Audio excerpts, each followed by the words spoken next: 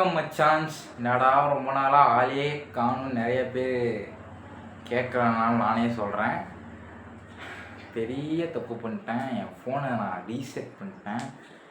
அதனால் ஒரு மாதமாக மைண்ட் ஃபக்கில் தான் ஓட்டிருக்கு.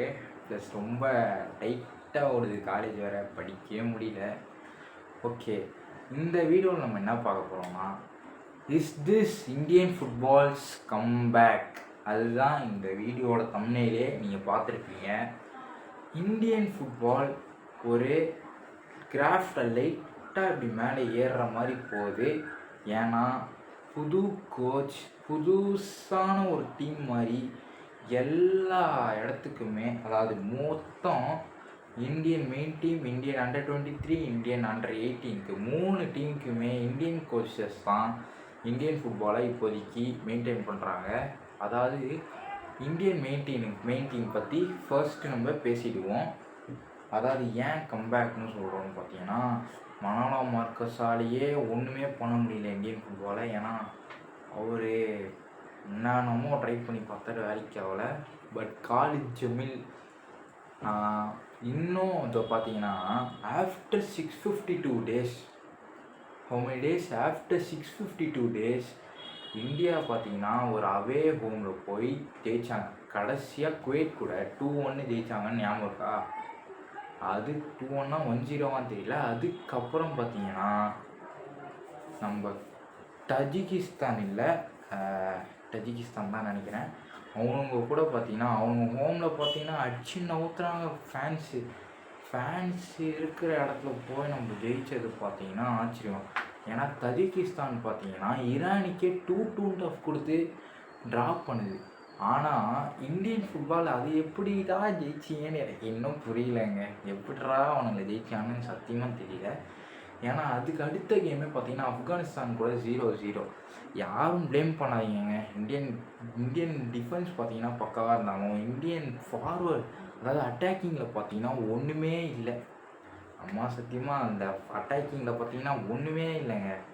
ஸோ காலித் ஜமீல் அதுக்குள்ளே ப்ளேம் பண்ணக்கூடாது. ஏன்னா மோகன் பகான் பிளேயர்ஸ் இல்லாதனால தான் சொல்ல, ஆனால் மோகன் பகானில் தான் நிறையா நல்ல பிளேயர்ஸ் இருக்காங்க. ஃபார் எக்ஸாம்பிள் லிஸ்டன் கொலாசோ, தாப்பா, அதுக்கப்புறம் மன்வீர், இன்னும் பலர் இருக்காங்க. முகமது சுஹேல்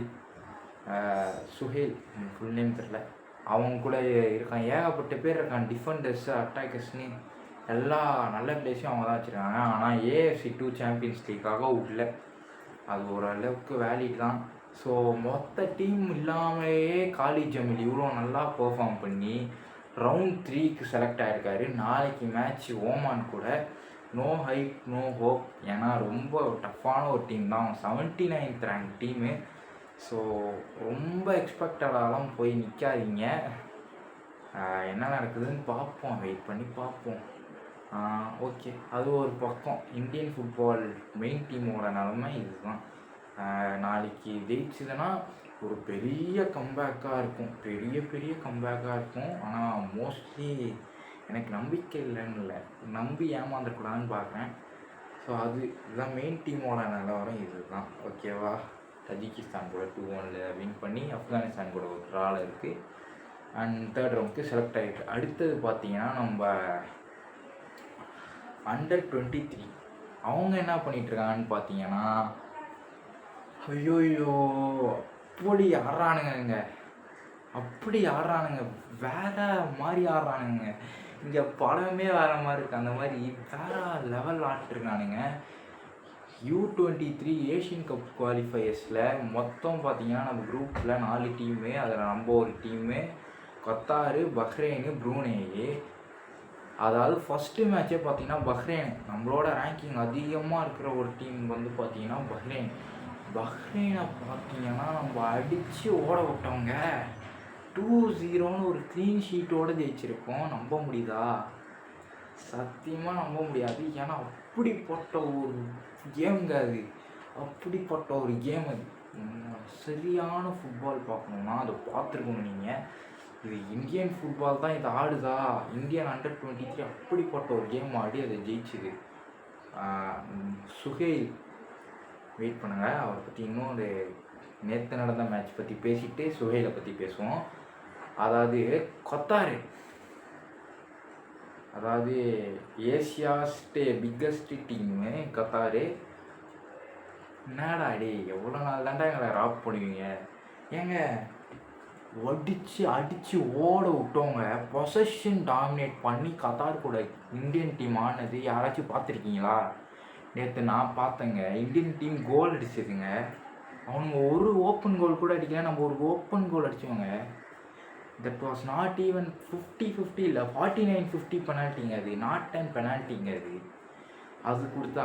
இன்னொன்று பார்த்தீங்கன்னா அந்த பால் எல்லாமே பவுன்சிங் பால் மாதிரி குதின்னு குதிக்குது. ஏன்னே தெரியல. ஏன்னா இப்படி குத்தி இப்படி போய் அது ஹெட்டரை அடித்து விடுதுங்க. ரெண்டுமே ஒரு விதத்தில் பார்த்தீங்கன்னா அது லக்கி கோல் தான். நேற்று கத்தாரை நம்ம ஜெயிச்சிட்டோன்னே நீங்கள் வச்சுக்கோங்களேன். அப்படிப்பட்ட ஒரு கேம் ஆட்டிருக்கானுங்க இந்தியன் ஃபுட்பால். ப்ளஸ் அடுத்து இப்போ பார்த்தீங்கன்னா இந்தியன் ஃபுட்பால் ஏஷியன் கப்புக்கு குவாலிஃபை ஆகணும்னா U23 நெக்ஸ்ட்டு கேம் ப்ரூனே கூட. கத்தார் பார்த்தீங்கன்னா 14 கோல் அடிச்சிருக்கானுங்க. பஹ்ரைன் பார்த்தீங்கன்னா 10 கோல் அடிச்சிருக்கானுங்க அவனுக்கு கூட.